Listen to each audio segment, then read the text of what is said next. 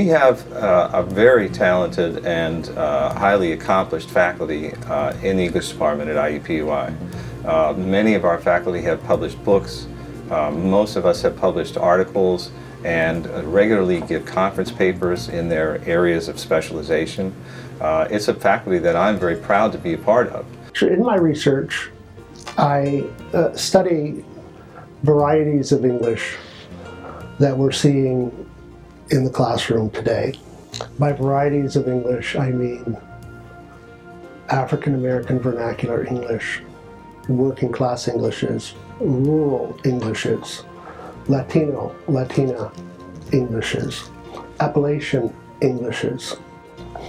The question I ask is, how do we treat these varieties of English that don't fall under the umbrella of what we know to be standard mainstream English? I've looked at writing, I've looked at language acquisition. More recently in my career, I've begun to look at metaphor as a conceptual notion more than, say, a literary notion. So the study of metaphor, in my case, has led me to the analysis of political discourse. Throughout my life, I've been very interested in the Civil War. And when I came to IUPUI in 1988, just a couple of years later, I was able to win the National Endowment for the Humanities Fellowship, and this really set me on the course to produce the book Women at the Front. This book studies the narratives of the women who actually were involved very particularly in relief work as nurses, laundresses, cooks, and so forth. My research and my writing is organized around the idea of place and the importance of setting in fiction and in creative work. My most recent work is on labor and community coalitions in Indianapolis.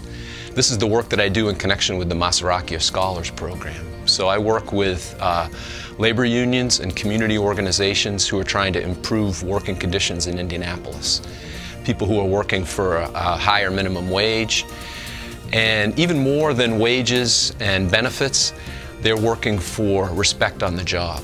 I think most people have had jobs where they didn't feel that they were always respected, and so by coming together with their fellow workers, people learn about their own power, and they learn that they can change things, and they learn that they can have an influence on conditions at work and also conditions in their community.